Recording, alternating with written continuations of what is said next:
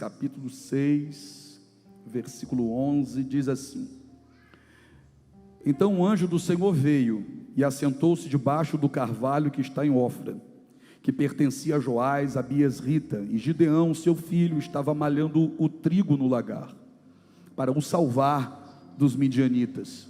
Diga assim: malhando o trigo. Então o anjo do Senhor lhe apareceu e lhe disse: O Senhor é contigo, homem valoroso.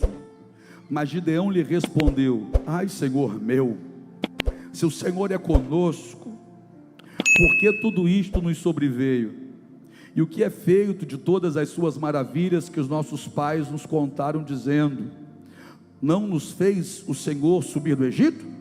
Porém agora o Senhor nos desamparou e nos deu nas mãos dos midianitas. Então o Senhor olhou para ele e disse: Vai nessa tua força e livrarás a Israel das mãos dos midianitas. Porventura não te enviei eu? E ele lhe disse: Ai, Senhor meu, com que livrarei a Israel?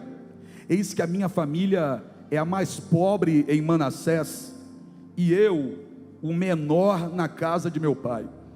E o Senhor lhe disse: Porquanto eu hei de ser contigo, tu ferirás aos midianitas como se fossem um só homem.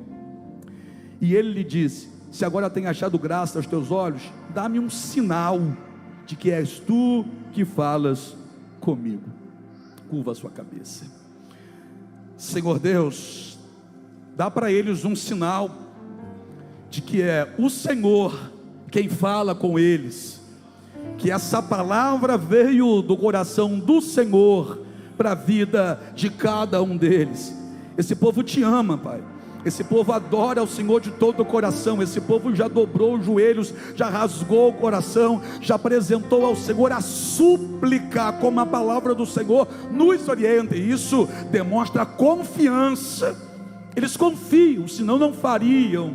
E Senhor, do mesmo jeito que nós confiamos em um Deus que ouve as nossas orações, também confiamos num Deus que abre os céus para falar conosco. Nossos ouvidos estão atentos, nosso coração está sensível a isso. Precisamos, Pai, fala, teus filhos ouvem, em nome de Jesus, amém? Senta adorando a Ele.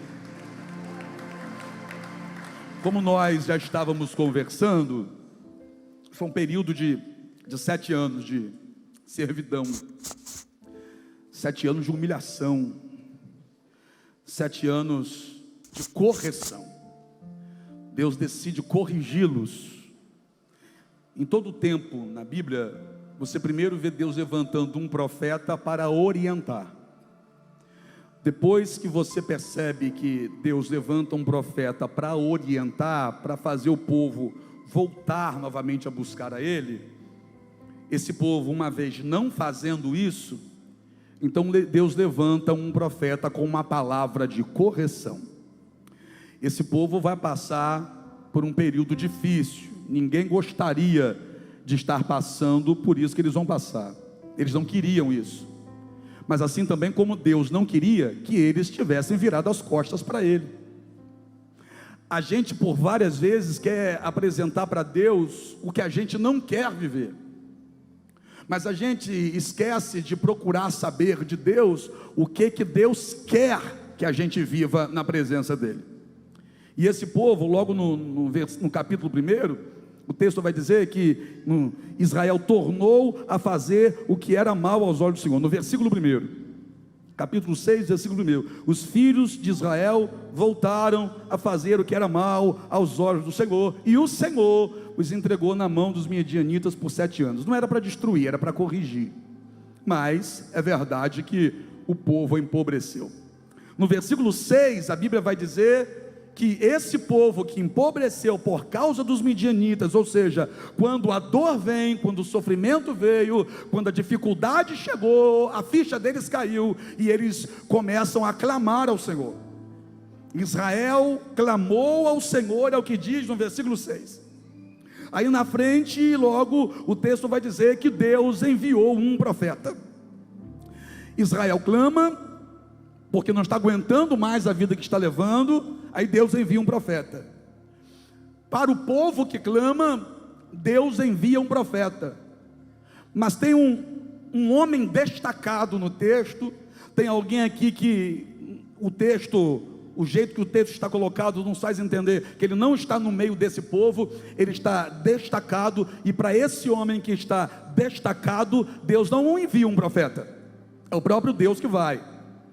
Deus vai em forma de anjo, tanto que no texto que a gente leu ficou claro que era Deus falando com Gideão, e Gideão estava malhando o trigo no lagar. Gideão não estava malhando trigo no lagar, ele estava malhando o trigo. O trigo. Esse o trigo traz um peso diferente quando a gente lê os detalhes do texto. Não era um trigo qualquer, era o trigo.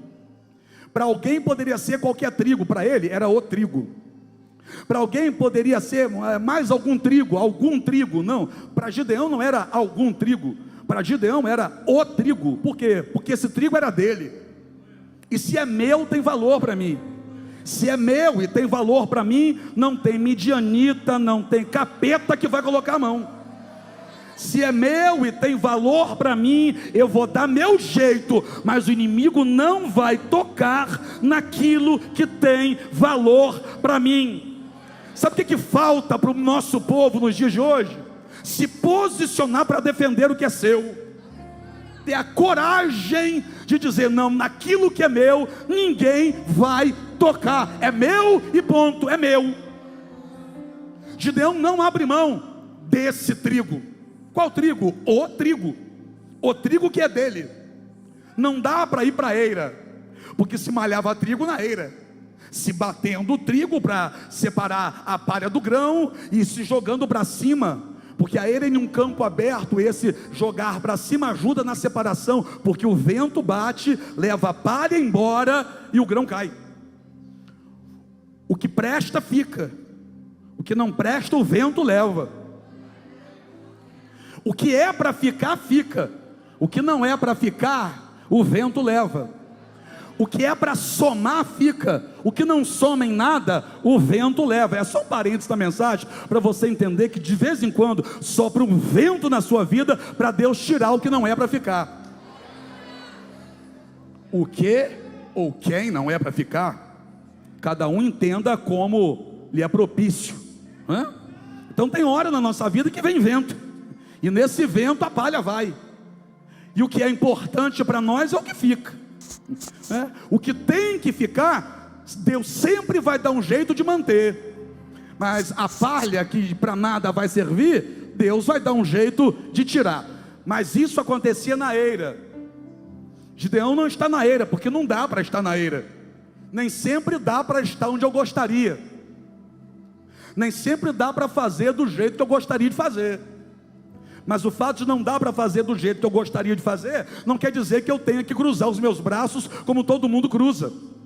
Não quer dizer que eu tenha que me acovardar como a maioria se acovarda. Mas é a crise, e daí? Mas a crise está aí para todo mundo, está todo mundo no mesmo barco. Eu insisto em dizer aqui, não me coloque no barco teu não. Pode estar todo mundo no mesmo mar, mas o meu barco continua seguindo em frente. Mas Gideão não tinha que estar no lagar, verdade, né? Se alguém olha para um homem malhando trigo no lagar, vai dizer: aí não é lugar. Será que só existia esse lagar aqui naquela região? A resposta é não. É claro que não era apenas esse lagar que existia naquela região. Naquela região existiam outros lagares. O que é isso? Um buraco? Um buraco na rocha, onde se colocava a uva e se pisava a uva ali. Não existia só um lagar em toda aquela região. Um lagar não daria conta, existiam outros.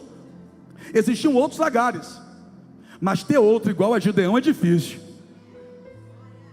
Porque se Gideão está malhando trigo no lagar, outras pessoas também poderiam procurar algum lagar e arrumar o trigo, colher o trigo, levar para um outro lagar e também malhar um trigo no outro lagar.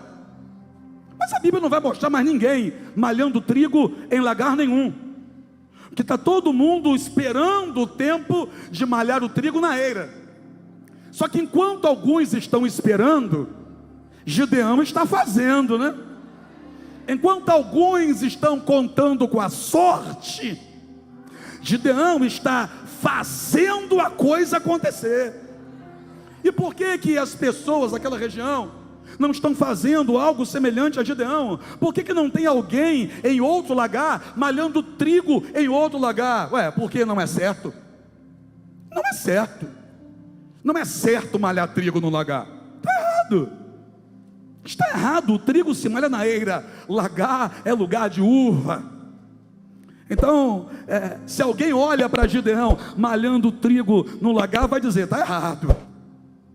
Se alguém olha para Gideão tomando essa atitude, pegando o trigo, descendo até esse lagar, para malhar esse trigo dentro do lagar, e ficando todo vermelhinho por conta ainda do sumo da uva, que está ao redor, nas paredes desse tanque, e também no fundo, alguém pode olhar para ele e dizer: está errado. Alguém poderia olhar para Gideão e criticar. Criticar por quê? Porque não concorda. Não é certo malhar trigo no lagar. Lagar é lugar de uva. E eu não sei se você já reparou, mas quem não faz, gosta de criticar quem faz. É ou não é? Quem não faz, gosta de criticar quem faz. Agora, o grande problema não é esse. O grande problema é quando você que faz, aceita conselho construtivo de quem não está construindo nada. O grande problema é você que está fazendo, parar para dar ouvidos a quem não faz, e tudo o que quer é fazer com que você também pare de fazer. Por favor, vai fazer o que você tem que fazer, independente se alguém está concordando ou não. Vá malhar o seu trigo, independente se alguém vai te aplaudir, concordar com você ou não. Vá cuidar da sua vida, vá crescer, vá prosperar, vá amar a tua família, vá se dedicar ao seu trabalho. Mas as pessoas estão criticando, é porque não estão fazendo. E quem não faz quer parar quem anda fazendo. Por quê? Porque a única forma de impedir que o seu sucesso evidencie ainda mais o fracasso deles é tentar impedir você de chegar lá. Não está certo malhar trigo no lagar. Não está certo é ficar passando humilhação porque não tem o que comer. Não está certo entrar no lugar que é para uva, para cuidar desse trigo dentro desse lagar. Isso aí está errado. Errado é ficar chorando pelos cantos porque não tem um grão de trigo dentro de um pote. Eu não sei se você já reparou, mas um período de crise, onde o texto mesmo afirma que Israel empobreceu, Gideão tinha oferta para entregar. Gideão tinha não só para a casa dele, mas ele também teve a ponto de poder ofertar. Ele prepara bolo, ele traz carne, depois ainda traz o segundo boi. Se tem um segundo é porque pelo menos tem mais um, tem o primeiro. Ou seja, em um período em que todo mundo empobreceu, quem se levantou para fazer continuava avançando na vida. Mas a crítica é muito grande, e daí? Mas as pessoas apontam o dedo, apóstolo, e daí? Mas a própria família fica contra a gente, e daí? O texto vai dizer que o anjo vem e fica observando, e fica olhando o que Gideão está fazendo. Ele para, é Deus, fica olhando o que Gideão está fazendo. E conseguiu perceber que o anjo, ou seja, Deus em forma de anjo, não mandou Gideão parar. Sabe por quê? Porque ele gostou de ver Gideão fazendo, quando ninguém estava fazendo mais nada. Quando esse anjo vem, para e fica olhando, era Deus concordando com aquilo que estava sendo feito. Ei, não tinha mais ninguém com Gideão malhando trigo. Eu vou falar tudo hoje.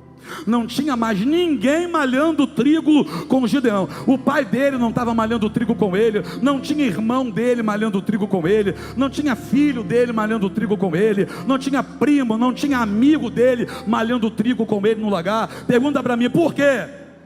Porque ninguém concordava com o que ele estava fazendo. Ninguém concordava com aquilo que Gideão estava fazendo. É por isso que não tinha ninguém fazendo junto dele. Ele está malhando o trigo no lagar absolutamente sozinho, porque ninguém concorda com o que Gideão está fazendo. Mas é tão bonito que enquanto ninguém concorda na terra com o que ele está fazendo, Deus desce e assiste o que ele está fazendo. Ai, meu Deus do céu, talvez algumas pessoas não concordaram quando você disse assim, ó, vou no culto hoje. Alguém disse, hoje é quinta, domingo você vai, para que ir hoje? Que bobeira é essa? Você já foi na terça, já foi domingo, foi terça e vai hoje que é quinta-feira? Quer ir para a igreja a semana toda? Não concordaram, mas enquanto alguns não concordaram, Deus parou para assistir. Enquanto alguns não concordaram, Deus desceu para aprovar. Ninguém concordava e Deus desce para aprovar. Está preparado para isso? Por quê? Porque Deus vai te honrar onde muita gente te criticou. Deus vai provar para todo mundo que você estava certo. Eu vou repetir isso. Deus vai te honrar onde muita gente criticou. Deus vai te levantar onde muita gente falou que você estava ficando doido. Deus vai honrar a tua fé, Deus vai honrar a tua atitude. Você não vai se arrepender de ter vindo aqui hoje. Você está sendo aprovado por Deus. Mas é errado. Errado para quem? É quem que não concorda? É Deus? Quem é que diz que está no lugar errado? É Deus? Quem olha para Gideão diz que está no lugar errado. Talvez alguém também tentou te dizer que você hoje estava vindo para o lugar errado, que hoje a turma vai se encontrar para resenha em algum lugar, mas você disse, não, eu vou para o lugar certo. O lugar certo para eles talvez seja bem diferente daquilo que já há muito tempo tem sido o lugar certo para você. O lugar certo para eles era a eira. O lugar certo para Gideão é onde Deus vai descer para estar comigo. Deus desceu. Ninguém apoiava, Deus desceu para apoiar. Ninguém concordava, Deus desceu para falar que ele estava certo. Ninguém aceitava, Deus desceu para dizer, vai nessa tua força, ou seja, você está fazendo do jeito que eu queria. Aí Deus vai abrir um diálogo. O Senhor vem para debaixo do carvalho, fica assistindo Gideão malhando o trigo no lagar, e no versículo 12, Deus então, depois de assistir, Deus vai dizer para ele, o Senhor é contigo, homem valoroso. O Senhor é contigo, homem valoroso. Aí Gideão vem, se o Senhor é conosco, ai Senhor meu, ó, ai Senhor meu, se o Senhor é conosco, mas Deus não falou que era com todos, Deus disse que era com ele.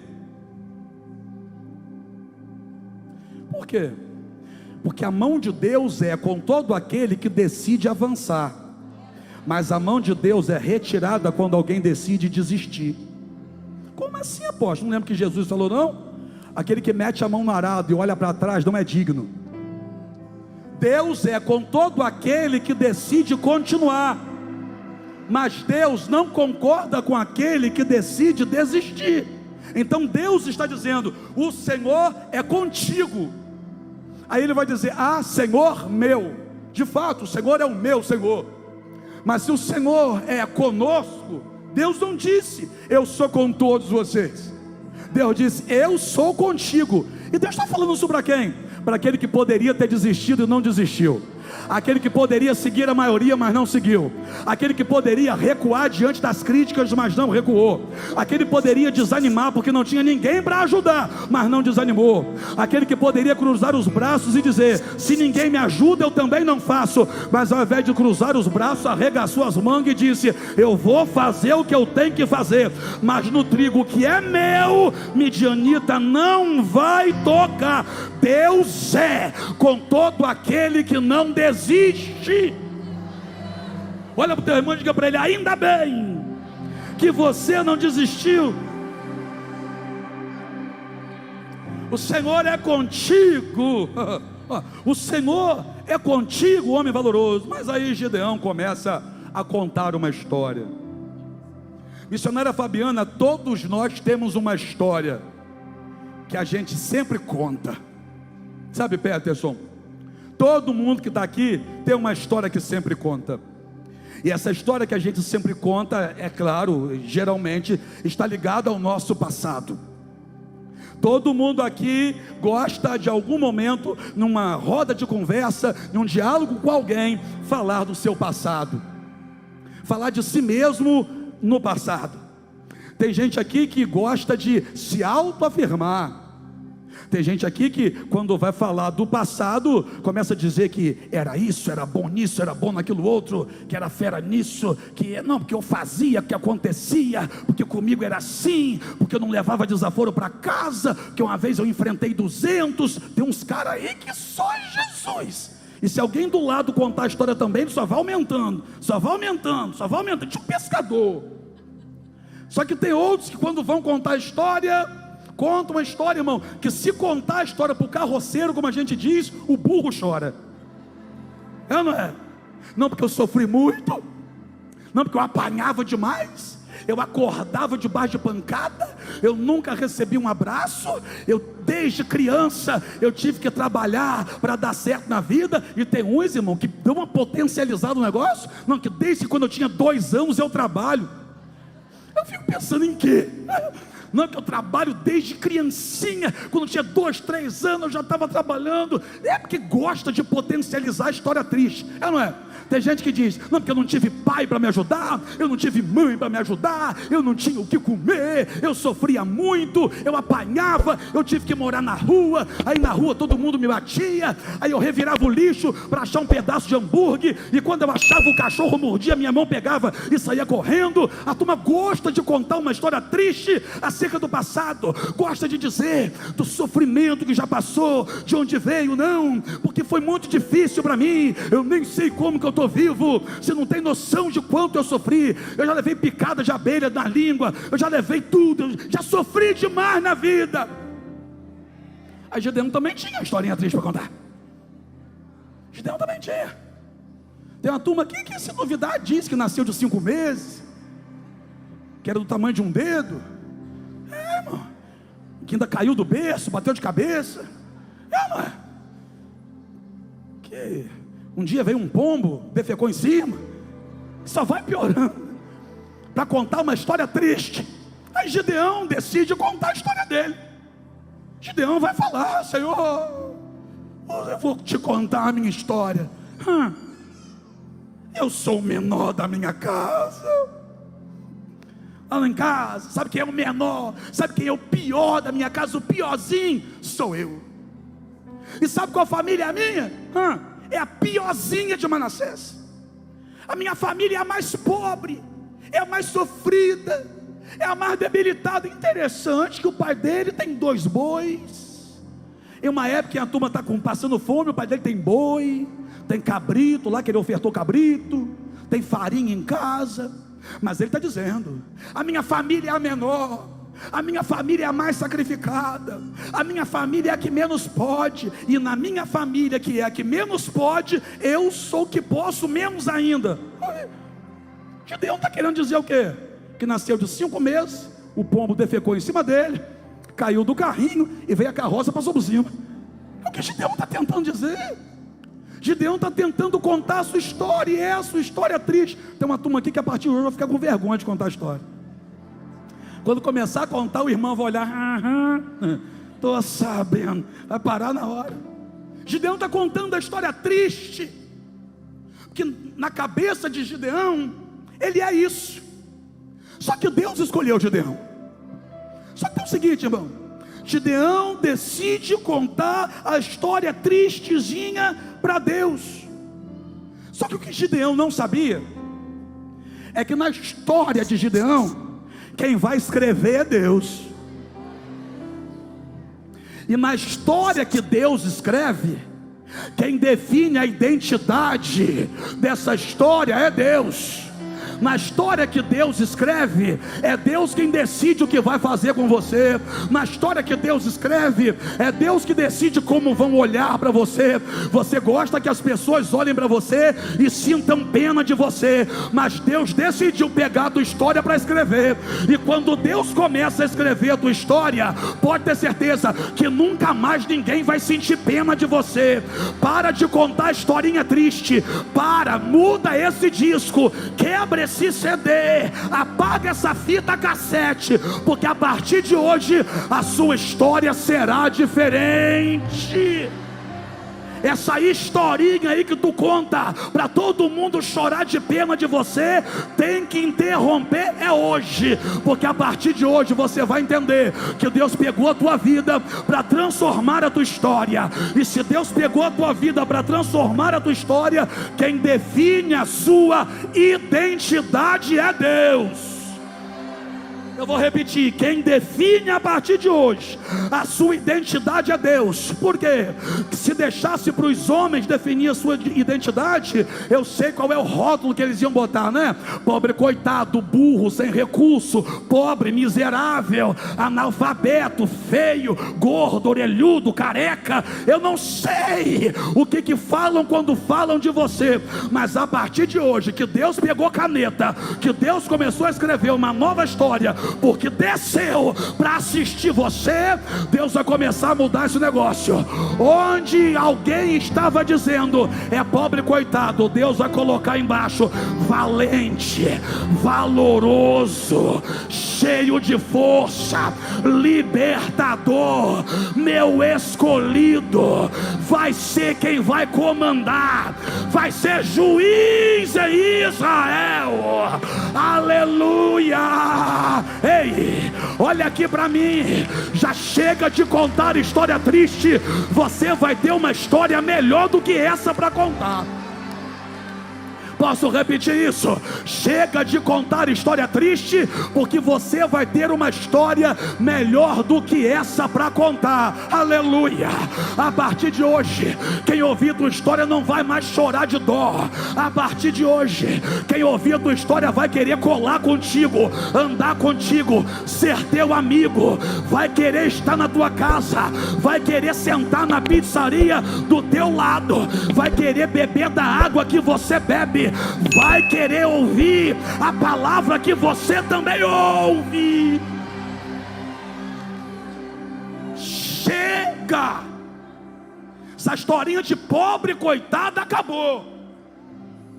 Essa historinha de fica com dozinha de mim, chega. Você não vai mais ficar pelos cantos igual um cachorrinho que caiu de mudança para que alguém venha te socorrer. Chega! Você não precisa disso. Eu sou o menor da minha família e a minha família é a menor de Manassés. Valoroso, o Senhor é contigo. Parece que Deus não está ouvindo o que Ele está dizendo. Valoroso, o Senhor está contigo. Por quê? Porque a nossa historinha triste não vai comover Deus não. Por quê? Porque Deus sabe quem a gente nasceu para ser. Valente, o Senhor é contigo. Mas Senhor, se o Senhor é conosco, por que tudo isso nos sobreveio? E o que é que foi feito das maravilhas que os nossos pais nos contaram, dizendo, acaso Deus não nos tirou do Egito? Sim. E Deus desceu para dizer, se eu tirei do Egito, que dirá da mão dos midianitas? Se eu sustentei você lá atrás, que dirá agora? Se eu impedi a tua destruição antes, que dirá agora que você está aqui na minha presença? Mas Senhor, Gideão, deixa eu te dizer uma coisa, você vai libertar esse povo. Você vai libertar esse povo da mão dos midianitas. Quem? Eu? Sim. Ao menor da casa? É. A euzinho? Sim. Eu sou um sofredor? Não. Mas eu nasci inferior a todo mundo? Não. Aí Deus vai dizer para ele, ó, vai nessa tua força. Que força é essa? Que negócio é esse, Fernando? Vai nessa tua força. Que quando Deus escreve a nossa história, É Ele quem define a nossa identidade e decide as nossas capacidades. Estou entendendo não, você vai entender. É Deus quem decide ou define a sua identidade e que coloca em você as tuas capacidades. Vai nessa tua força. Que força? Gideão, está todo mundo chorando porque não tem trigo. Olha você com o seu trigo no lagar. Gideão, está todo mundo desesperado, pobre, passando necessidade. Olha você com trigo, com cevado em casa, com cabrito, com bois lá cevado. Ô Gideão, vai nessa tua força. Para de contar a história triste, rapaz. Você é mais que vencedor. Para de querer fazer com que as pessoas olhem para você diferente. Faça com que as pessoas olhem para você como você é de verdade. Aí Deus diz assim para ele, ó, você vai livrar Israel. Oh meu Deus, você vai livrar, você vai. Irmão, eu não sei o que Deus chamou você para fazer, mas eu sei de uma coisa: aquilo que Deus te levantou para fazer, você vai conseguir.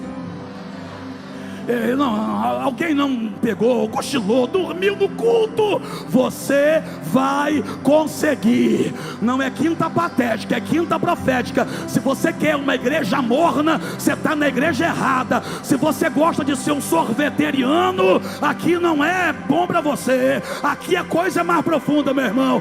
Você vai conseguir. Eu não fui levantado para pregar que você vai perder.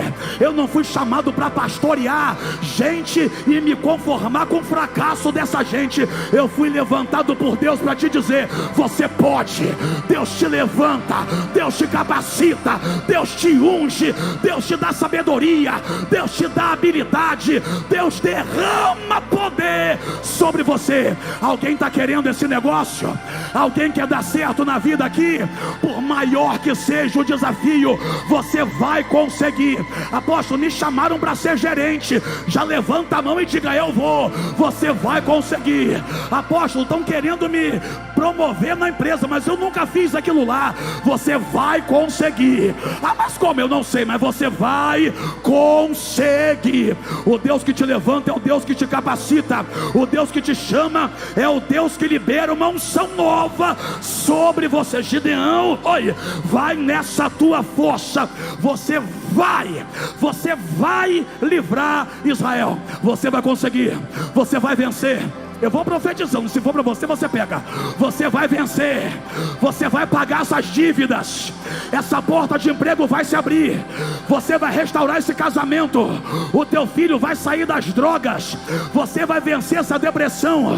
Você vai ser promovido naquele lugar onde você foi humilhado. Deus vai levantar você. No lugar da vergonha, você vai ter dupla honra. Onde você estava pisado, você vai pisar no diabo. Onde você passou de cabeça baixa, você vai passar de cabeça erguida. Onde apontar o dedo para você dizendo que você não era de nada, vão olhar para você e vão dizer: é homem de Deus, é mulher de Deus, é homem de Deus, é mulher de Deus, é homem de Deus, é mulher de Deus. Irmão, eu estou sentindo Deus aqui, então me dá licença, mas eu vou continuar. Você vai dar certo onde todo mundo deu errado. Você vai crescer onde teus pais não cresceram. Você vai avançar onde estava com medo de avançar. Não tem demônio que vá parar mais. Não tem corrente que te segure. Oh meu Deus, Deus hoje está dizendo que está soltando a âncora e colocando um remo na tua mão. Pode remar, pode navegar, pode seguir em frente. Deus é contigo. Aleluia.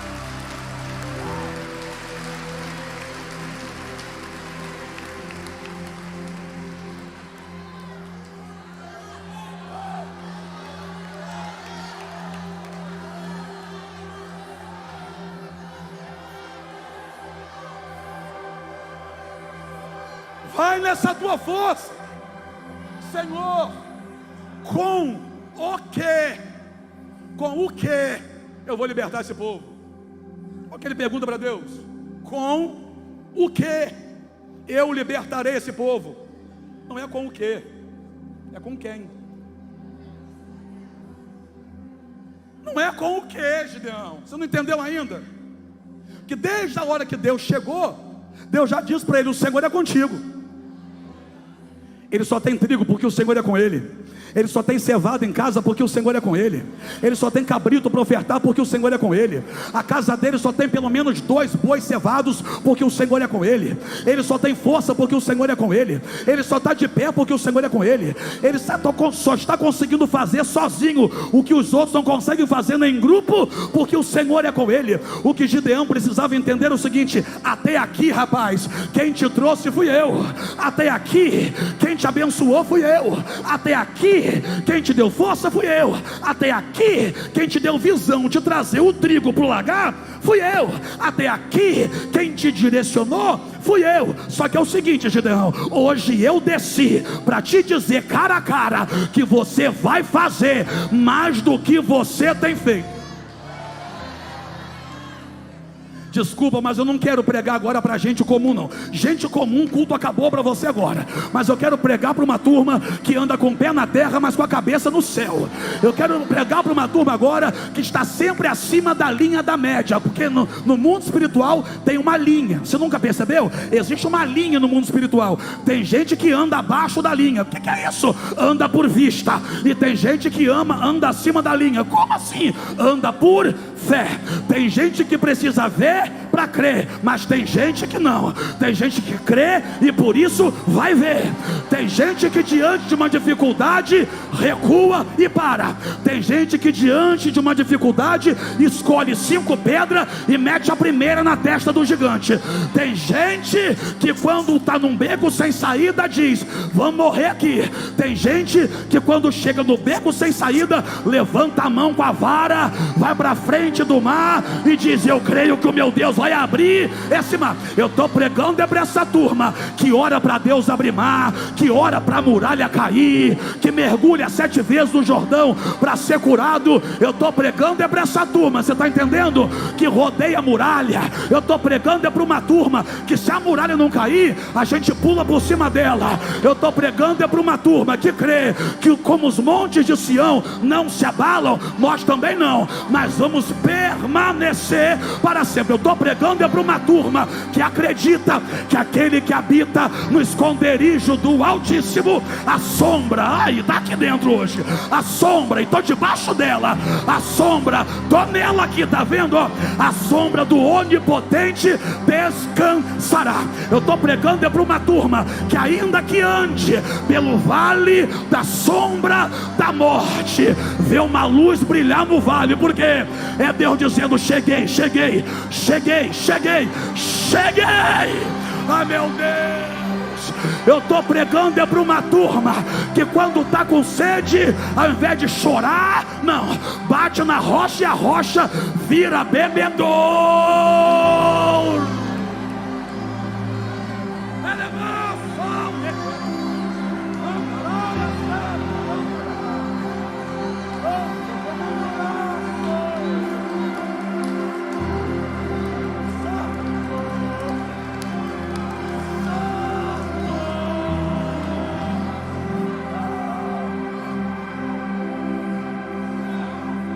Gideão, sim senhor, tem trigo aí? Tem. Você está onde? Estou no lagar. Tem trigo no lagar? Tem trigo no lagar. Quem colocou? Fui eu que trouxe, com a força que Deus tem. Que quem deu? O Senhor me deu. Mas com o que? Não é com o que? Olha para a tua mão, o que tem? Senhor, na minha mão não tem nada. No mundo normal não tem nada, mas no âmbito espiritual eu vou te provar que tem um negócio na tua mão. Como assim, Senhor? Gideão, eu vou te provar que no âmbito espiritual até o inimigo está vendo que tem um negócio na tua mão. Gideão se levanta, apresenta a oferta para Deus.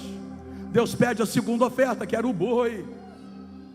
E depois vai começar o quê? Gideão chama uma turma. E quando o Gideão agora fala, alguma coisa mudou dentro dele. Eu vou te explicar por quê, que eu creio que alguma coisa mudou dentro dele. Que um camarada que está dentro do lagar e diz para Deus: Senhor, eu sou o menor da minha casa, e a minha casa é a menor de Manassés. Agora, quando está do lado de fora daquele lugar, depois de ouvir a palavra de Deus, ele fala e 32 mil pessoas se juntam a ele. Tem alguma coisa estranha. Que o Gideão que estava dizendo: eu sou pequenininho, eu sou fraquinho, eu sou o menorzinho, agora está falando com tanta autoridade, mas com tanta autoridade, que quem está ouvindo ele falar está dizendo: eu quero colar com ele, eu quero andar com ele, eu quero fazer parte desse time aí, eu vou com ele. Só que Deus olhou e falou assim: tem muita gente, levanta a voz e diz assim, ó, diga para os covardes voltarem.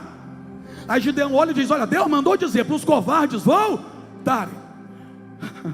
A grande maioria voltou. Mas eu te pergunto: Gideão voltou? Gideão voltou? Porque ele podia até ser o menor da casa dele, mas covarde ele não era.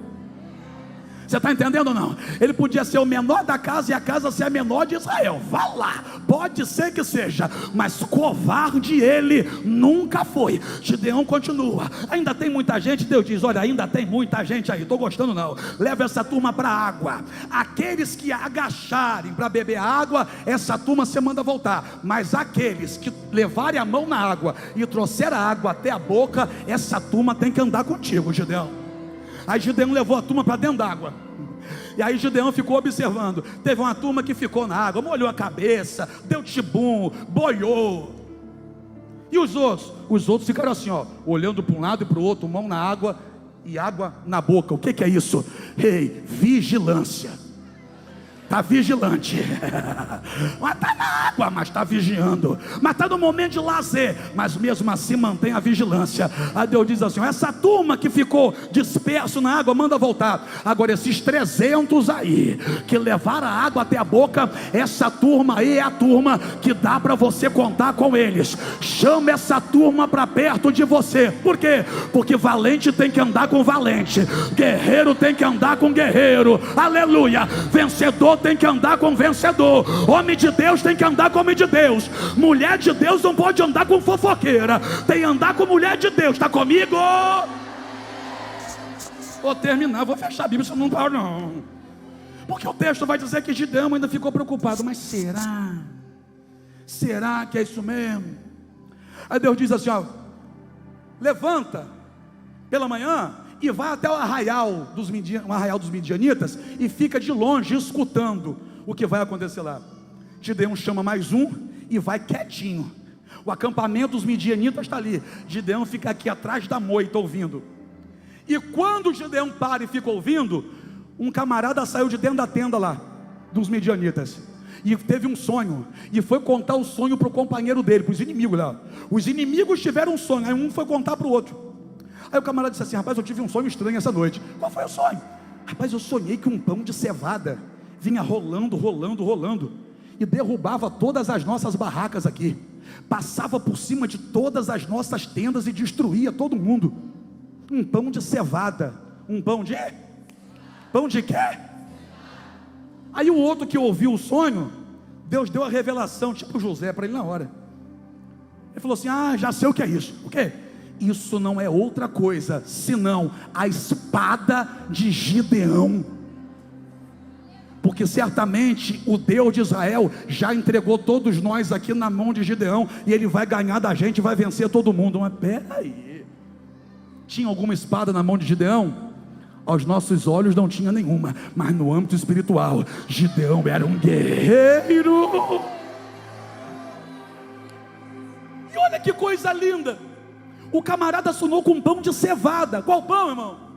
Irmão, ele não sonhou com... O nome daquele grandão é baguete? É isso mesmo, gente? Não sei essas coisas não, Ele não sonhou com um pão merenda. Ai meu Deus, eu estou com uma fome, você não tem noção. Ele não sonhou com um baguete, ele não sonhou com um pão francês, ele não sonhou com um pão provenço. Ai Jesus Cristo, ele não sonhou com um negócio grande. Ele sonhou com um pão de... E o pão de cevada era o menor pão produzido em Israel. E lembra do que Gideão falou? Eu sou o menor. Aí o camarada sonha com pão de cevada. Por quê? Porque é melhor ser um pequeno que Deus faz ser grande, do que um grande que Deus aniquila. Ai meu Deus, eu vou repetir isso aqui. É melhor ser pequeno, mas Deus fazer grande, do que chegar grandão, se achar grandão e Deus aniquilar. Eu estou pregando para um povo que vai fazer o que tem que ser feito e vai dar certo. Eu vou repetir: vai dar certo. Como assim? Ei, quando Gideão veio com seu povo, aleluia, tocaram a trombeta, quebraram os cântaros, e aí que Deus desceu e deu vitória. Eu vou repetir: Deus desceu e deu vitória. O texto vai dizer que quem não morreu fugiu, e eles correram atrás daqueles que fugiram. Eles foram atrás, alguns pararam no caminho porque ficaram cansados, mas Gideão alcançou quem fugiu. Por quê? Vai nessa tua força, vai nessa tua força. Olha aqui para mim, você não tem noção do que você vai conseguir fazer a partir de hoje. Assim como Gideão não tinha noção do que Deus faria através dele, você ainda não tem noção do que Deus vai fazer na sua vida e através da sua vida. Eu estou pregando e não tenho medo de dizer: não tem limite. Eu vou repetir: não tem limite. Deus vai levantar um aqui, vai levantar outro ali, vai levantar alguém lá atrás, Deus vai levantar alguém aqui, vai derramar naquele ali, vai ungir aquela família lá. A tua família vai prosperar, a tua casa vai avançar, os teus filhos crescerão ao redor da tua mesa, a tua casa será uma bênção. Ai meu Deus, eu quero adorar a esse Deus. Eu quero adorar a esse Deus. Levanta a mão direita, levanta a mão direita, levanta a mão direita. Diga assim: ó, Deus me escolheu e eu disse: eis-me aqui. Vai dar certo. Vai dar certo, vai dar certo. Esse casamento vai dar certo, essa empresa vai dar certo, esse ministério vai dar certo, esse chamado vai dar certo, vai dar certo, vai dar certo.